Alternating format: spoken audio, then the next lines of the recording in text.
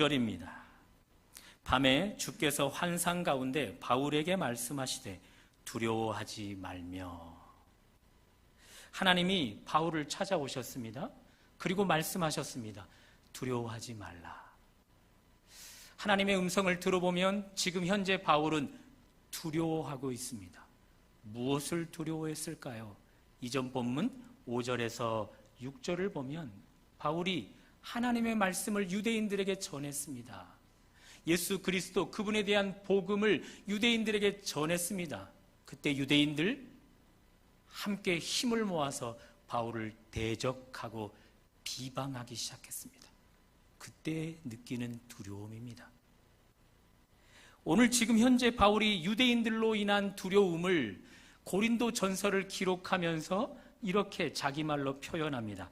고린도 전서 2장 3절. 볼륨을 조금만 낮춰주십시오. 고린도 전서 2장 3절. 내가 너희 가운데 거할 때에 약하고 두려워하고 심히 떨었노라. 약한 정도가 아니라 두려운 정도가 아니라 심히 떨릴 만큼 그 두려움의 강도가 컸다. 그는 오늘 그 마음을 훗날에 기록해주고 있다는 것이죠. 그런 두려움 가운데 있는 바울에게 하나님의 음성이 들려옵니다. 두려워하지 말라. 최근 구정연휴 혹은 그 이전 두려움 가운데 계시는 분들 계십니까? 건강으로 혹은 어떤 사람으로 어떤 일들로 그런 것들이 여러분들 가운데 두려움을 주어 두려움에 떨림 가운데 있는 분들 계십니까? 그런 분들에게 하나님의 음성이 들려옵니다. 두려워하지 말라. 자, 그렇다면 두려움 가운데 있는 바울에게 들려오는 음성, 하나님의 음성, 두려워하지 말라. 그 음성을 하나님이 무엇을 통로로 삼아 전달해 주시는 걸까요?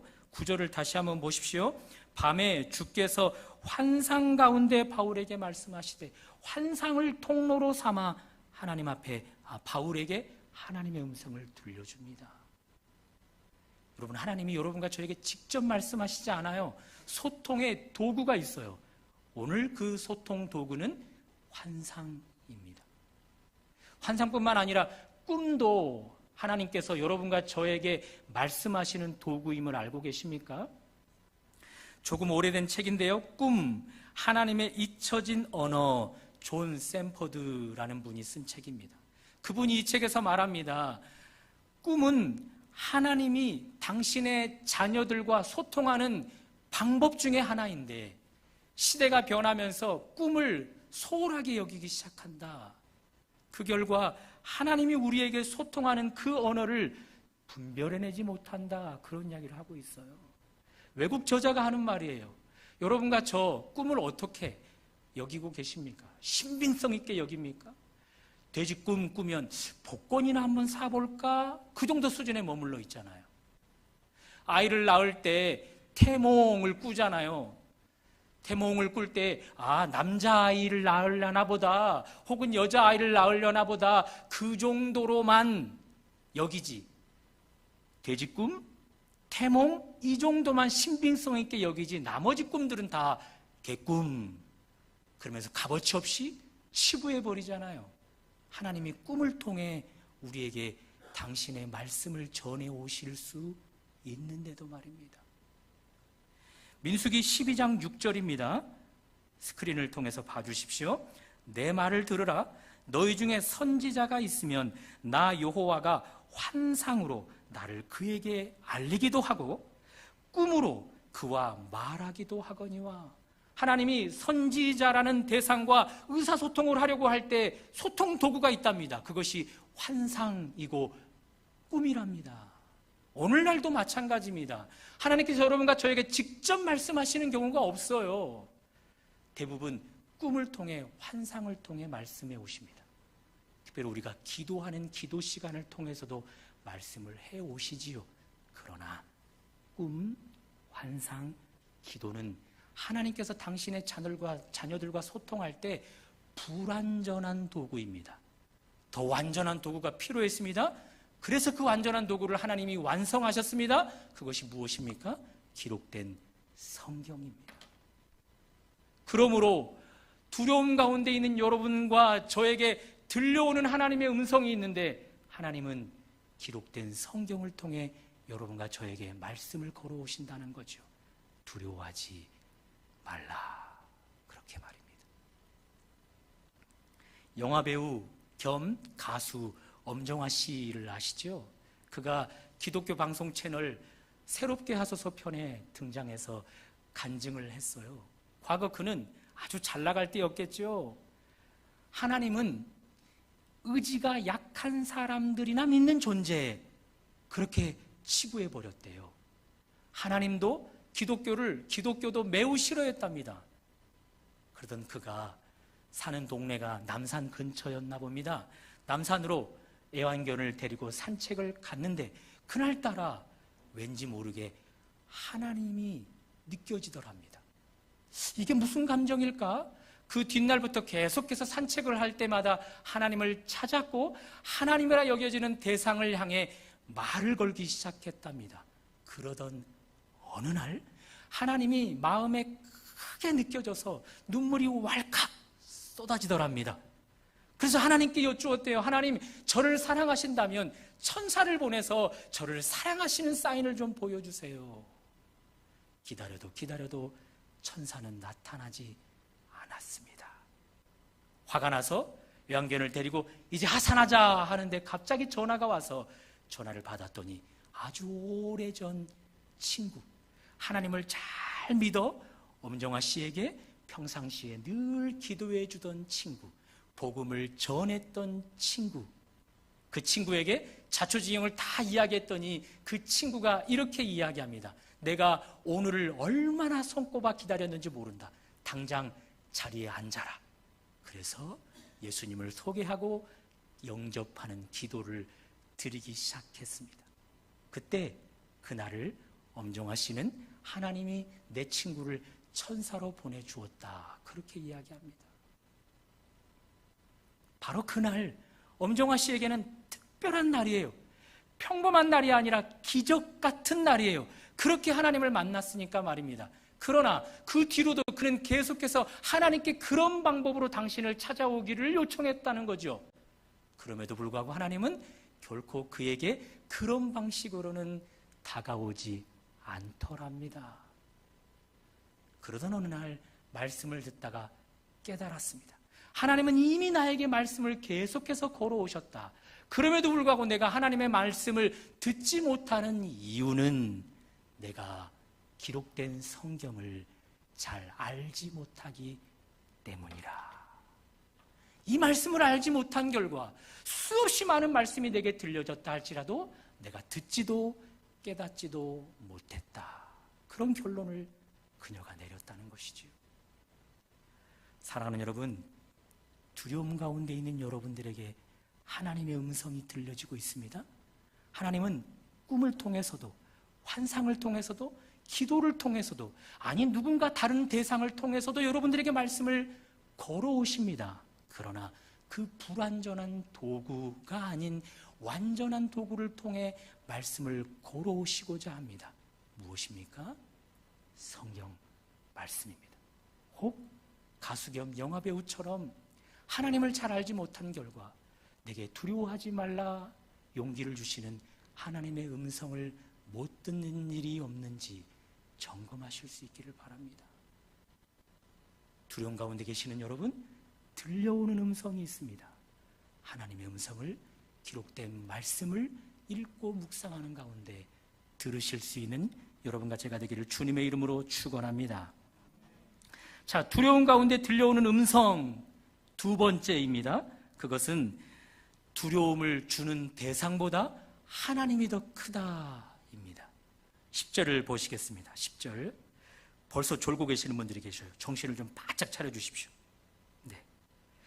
너무 졸리신 분들은 뒤에서 이렇게 서 계셔도 돼요. 네. 10절입니다. 다 같이 한번 읽어보겠습니다. 시작. 내가 너와 함께 있음에 어떤 사람도 너를 대적하여 해롭게 할 자가 없을 것이니. 하나님이 두려워하지 말라 그렇게 바울에게 음성을 들려주었는데 연이어 말씀하십니다. 너를 어떤 사람도 대적하여 너에게 해를 가할 자가 없게 하겠다. 이 10절 말씀을 통해서 우리는 알 수 있는 거죠. 바울에게 두려움을 주는 대상은 유대인이었습니다. 하나님은 그 유대인들보다 크시다라는 거죠. 크기 때문에 유대인들에게 바울이 그 어떤 해를 당하지 않게 하실 수 있는 거잖아요. 여러분이 사람이나 환경이나 어떤 사건으로 두려워하고 있다고 생각해 봐요. 그때 제가 여러분들에게 말을 걸어가기 시작합니다. 여러분, 두려워하지 마세요. 제가 여러분들과 함께 할게요. 여기 있는 신목사가 여러분들과 함께 할 테니 두려움의 대상 툭 털고 일어나세요. 그러면 어떻게 하시겠어요? 여러분을 두렵게 하는 대상, 그것이 사람이든 일이든 그것이 어떤 것이든 제가 그것들을 다 여러분들에게 해를 가하지 못하도록 도와줄 테니까 그 모든 것 툭 털고 일어나세요. 그러면 어떻게 하시겠어요? 아멘 할렐루야 하시겠어요? 절대 그러지 마세요. 너나 잘하세요 그러세요. 왜요? 저는 약하고 약한 존재여서 여러분에게 두려움을 주는 대상, 그것들보다 강할 수가 없어요. 그것들을 이길 수가 없단 말이에요. 그래서 여러분들을 적극적으로 도와줄 수 없단 말입니다. 그런데 하나님이 여러분들에게 말씀을 걸어온다면, 두려워하지 말라고 말씀을 걸어온다면, 너에게 두려움을 주는 대상, 그것이 일이든지 건강이든지 사람이든지 그것 두려워하지 말라. 그것들 가운데 내가 그 어떤 해도 당하지 않게 하겠다라고 하나님이 말씀을 걸어온다면 그때는 아멘 할렐루야 하셔야 되는 거죠. 뿐만 아니라 두려움의 대상을 툭 털고 일어나야 하는 것이지요. 그럴 수 있기를 축원합니다. 역대상 29장 11절 12절입니다. 스크린으로 봐주시면 함께 읽어봅니다. 시작. 여호와여, 위대하심과 권능과 영광과 승리와 위엄이 다 주께 속하였사오니 천지에 있는 모든 것이 다 주의 것이로소이다. 여호와여, 주권도 주께 속하였사오니 주는 높으사 만물의 머리심이니이다. 12절. 부와 귀가 주께로 말미암고 또 주는 만물의 주제가 되사 손에 권세와 능력이 있사오니 모든 사람을 크게 하심과 강하게 하심이 주의 손에 있나이다. 두려움 가운데 들려오는 음성 두 번째, 우리 하나님은 우리에게 두려움을 주는 대상들보다 크시다라는 것입니다. 그 하나님이 온갖 위엄과 능력과 권능을 당신 손에 가지시고 여러분과 저에게 함께 하셔서 우리에게 두려움을 주는 어떤 것이든지 그것들로 인해 그 어떤 해도 당하지 않게 하시겠다 음성을 들려주십니다. 그 하나님을 믿음으로 바라보시고 이제는 두려움을 주는 대상 툭 털고 일어나는 여러분과 저의 삶이 되시기를 주님의 이름으로 축원합니다. 두려움을 통해서 들려오는 음성 세 번째, 그것은 두려움을 그대로 두신 채 은혜를 베푸신다입니다. 흔히들 하나님을 믿는 사람들이 이런 기대를 합니다. 잘못된 기대입니다. 내가 크신 하나님을 믿고서 내 두려움의 대상을 툭 털고 일어나면 내 앞서 하나님이 두려움을 다 제거해 주시겠지. 그래서 평탄대로가 열려 그 길을 편안하게 걸어갈 수 있겠지. 그것 착각이에요. 하나님은 그렇게 일하시지 않아요. 오히려 우리가 두려움을 털고 일어나도 두려움을 주는 대상들을 그대로 놓아두십니다. 그러나 그 뒤에 은혜를 베푸시는데 한번 따라해 볼까요? 괜히 두려워했는걸, 괜히 염려했는걸, 그 은혜를 주신다라는 겁니다. 존 버년의 책 철로역정을 다 읽어보셨을 거예요. 순례자들이 아름다운 궁전을 향하여 나아가는 길입니다. 갑자기 큰 거인이 부리는 2마리 사자를 이끌고 와서는 순례자들이 단 한 걸음도 전진하지 못하도록 길을 막아서는 것입니다. 그때 순례자들을 인도해 가는 담대라는 이름을 가진 자가 나타나서 거인과 싸웁니다. 그리고 거인을 거꾸로 때립니다. 그 뒤 담대라는 이름을 가진 자가 순례자들에게 이야기합니다. 어서 속히 순례의 길을 행하시라. 그런데 순례자들 단 한 걸음도 내딛지 못합니다. 그 이유는 살아생전 거인이 부렸던 2마리 사자가 길 옆에 놓여져 있기 때문입니다.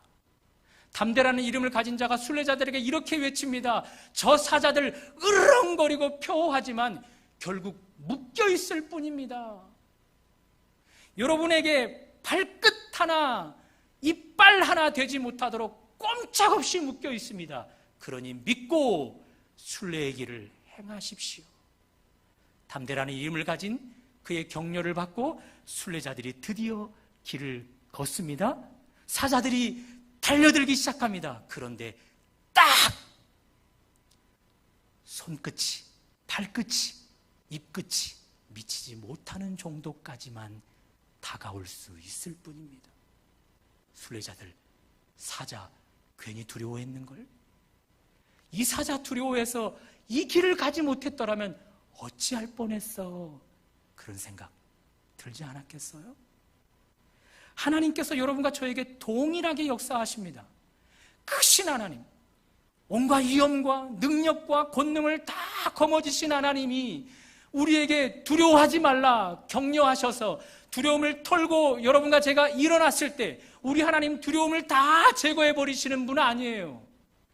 오히려 그 두려움 요소를 그대로 두시지만 우리가 그들을 향해 맞서기 시작할 때 그것들이 결코 우리를 해하지 못하도록 하신다는 것입니다.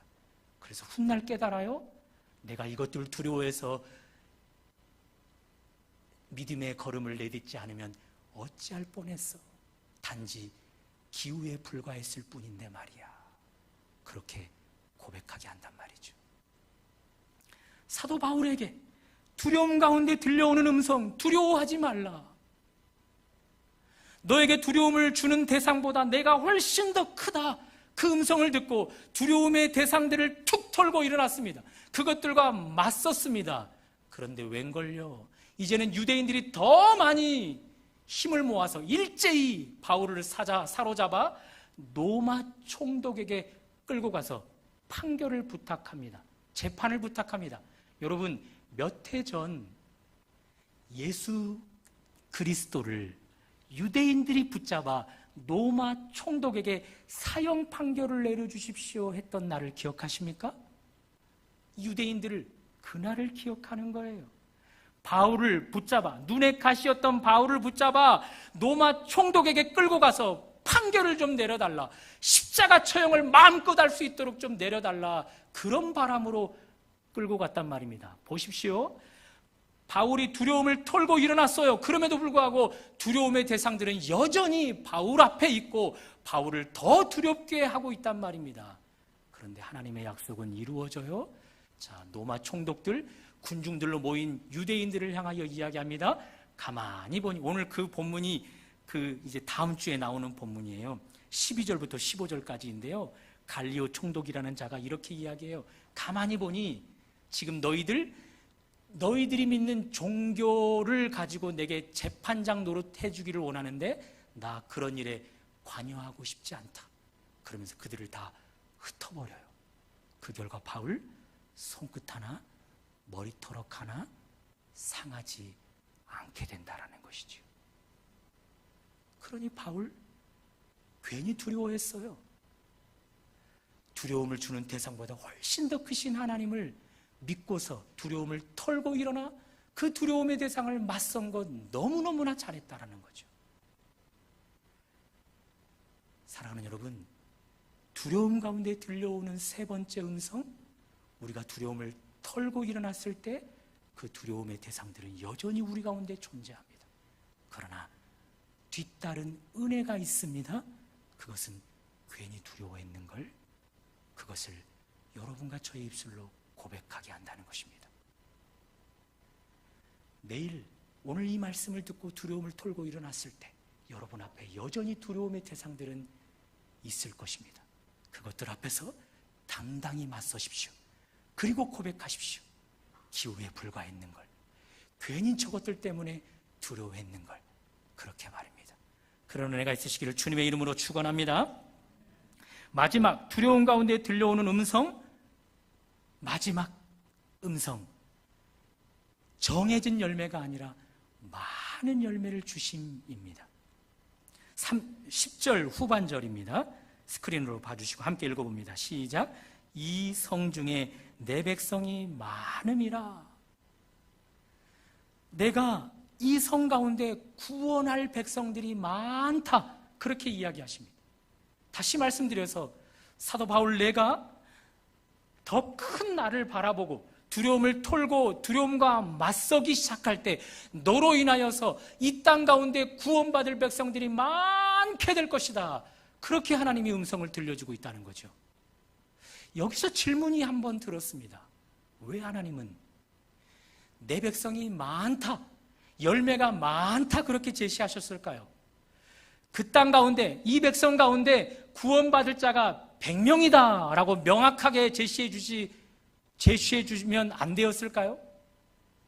200명, 500명, 1000명이다 라고 명확하게 숫자를 제시해 주시면 안 됐을까요? 왜 뭉뚱그려 그저 열매가 정해지지 않고 많다라고 하셨을까요?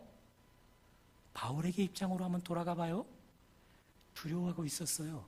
하나님의 음성이 있었어요. 두려워하지 말라고. 하나님이 두려움의 대상보다 훨씬 더 크심을 알게 되었어요. 그래서 그것들과 맞서기 시작합니다. 자, 맞설 때 100명이라고 하나님이 정해줬으면 바울은 언제까지만 맞설까요? 100명이 하나님 백성 될 때까지만 맞서는 거예요. 200명이라고 명확하게 수를 제시해 주었으면요, 200명이 구원받을 때까지만 두려움을 주는 대상들과 맞서는 거예요. 1000명이라고 정해줬다면요, 1000명이 하나님 백성 될 때까지만 두려움의 대상과 맞서는 거죠. 그 이상은 맞서지 않게 돼버리는 거예요. 그런데 하나님이 숫자를 정확하게 명시하기보다 그저 많다, 정해진 수가 아니라 많다라고 하셨기에 바울은 100명이 넘어도, 200명이 넘어도, 1000명이 넘어도 하나님의 그 구원하고자 하는 숫자가 차기까지 두려움을 주는 대상과 맞서고 또 맞서고 또 맞서서 결국 많은 열매를 맺었다는 겁니다. 여러분, 이 원리를 이해하시겠어요?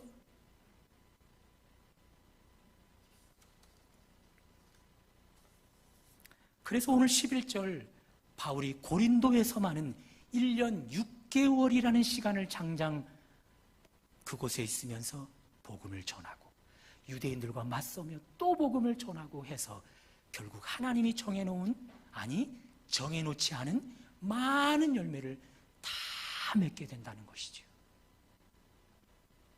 하나님이 두려움 가운데 있는 여러분과 저에게 들려오는 마지막 음성, 그것은 정해지지 않은 많은 열매가 우리 앞에 준비되어 있다는 것입니다. 여러분과 제가 크신 하나님을 믿고서 그분 때문에 두려움을 주는 요소들 털고 일어나면, 두려움과 맞서기 시작하면, 맞서는 동안 그 열매가 있게 된다는 것이죠. 혹여 하루를 맞섰는데 다음날 맞서지 않으면 딱 하루만큼만의 열매가 있는 것입니다. 그런데 오늘 맞서고 내일도 맞설고 올해 한 해 내내 맞서면 올 한 해 내내 정해지지 않은 많은 열매를 맺게 된다는 것이죠. 그러므로 이제는 그 몫이 우리에게 달려있는 것입니다. 여러분과 제가 두려움보다 크신 하나님을 믿고서 그 하나님의 격려를 받아 두려움의 요소들과 맞서기 시작하면, 그것을 지속하기 시작하면, 그것을 계속하기 시작하면 우리에게 열매가 있는데 정해지지 않은 풍성한 열매들이 계속해서 거듭된다는 사실입니다.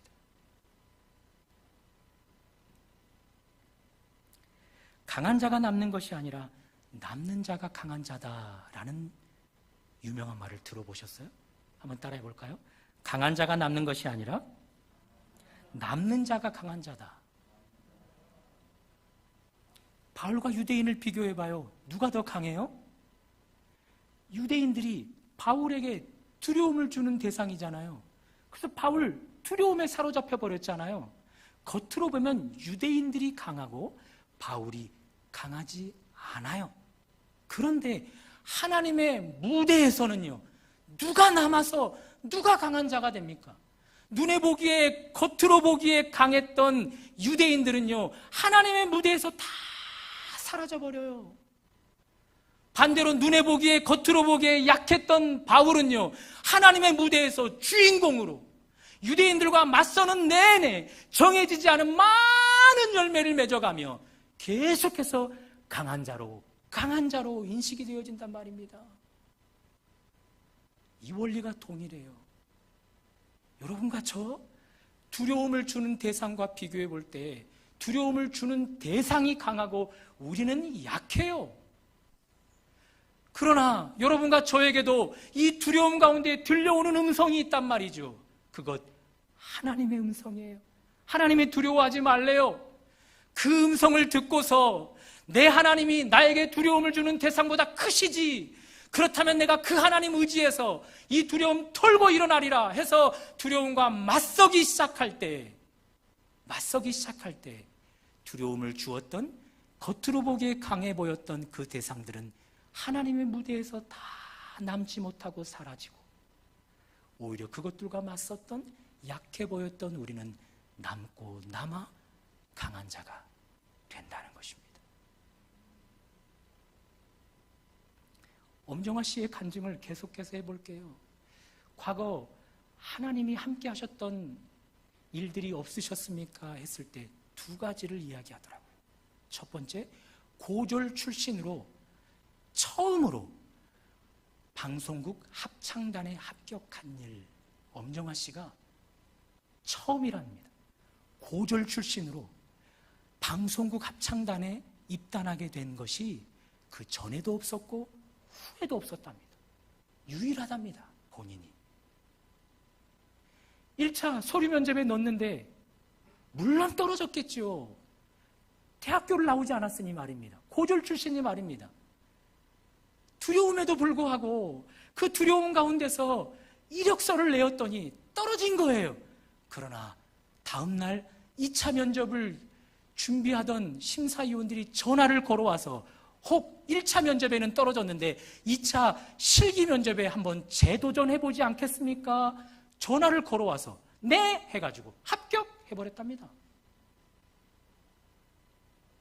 두 번째, 그는 영화배우예요. 영화배우에게 생명이 뭘까요? 가수예요. 가수에게 생명이 뭘까요?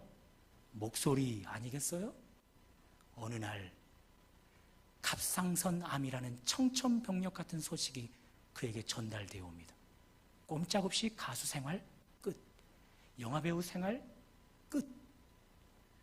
두려움 가운데 있었던 그녀에게 하나님의 음성이 들려옵니다. 내 하나님이 내게 두려움을 주는 대상들보다 크시다. 그것을 믿고 도전하기 시작한 결과 그녀의 말입니다. 부르고 싶은 노래 다 음반을 내어서 노래를 불렀답니다. 찍고 싶은 영화 다 영화로 스크린으로 촬영을 해서 결국 영화 극장에서 소개가 되었답니다. 두려움 가운데 하나님의 음성을 들은 결과 그런 은혜가 경험되었다는 것입니다. 두려움 가운데 계십니까? 하나님의 음성이 들려지고 있습니다. 하나님은 불완전한 소통 도구보다는 완전한 소통 도구를 사용하셔서 여러분과 저에게 말씀을 걸어오십니다. 기록된 성경을 읽으십시오. 묵상하십시오. 그리고 배우십시오. 그래서 하나님의 음성을 명확하게 들으실 수 있기를 바랍니다. 두려움 가운데 들려오는 두 번째 음성, 우리 하나님은 여러분과 저에게 두려움을 제공해 주는 그 대상보다 크시다라는 것입니다. 그것이 건강일지라도, 그것이 사람일지라도, 그것이 커 보이는 환경일지라도 우리 하나님보다 크지 않다는 사실을 믿으실 수 있기를 바랍니다. 두려움 가운데 들려지는 세 번째 음성, 우리가 두려움을 툭 털고 일어났을 때 평탄대로가 열리느냐? 두려움을 깨끗이 제거해 주느냐? 그런 하나님 그렇게 일하지 않으십니다. 오히려 두려움을 두시되 두려움을 털고 일어나 맞서기 시작하면 괜히 두려워했는걸, 기후에 불과한 일을 괜히 두려워했는걸, 그런 고백하게 하신다는 것입니다. 마지막으로 하나님이 두려움 가운데 있는 여러분과 저에게 들려주는 음성, 그것은 정해지지 않은 많은 열매를 준비해 놓으셨다는 것입니다.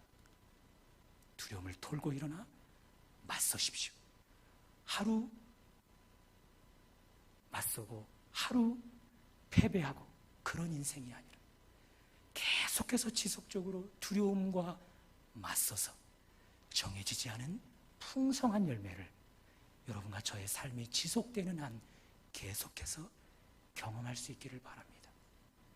두려움 가운데 들려지는 음성, 그 음성을 듣고 이번 한 주도 그렇게 살아가실 수 있기를 주님의 이름으로 축원합니다.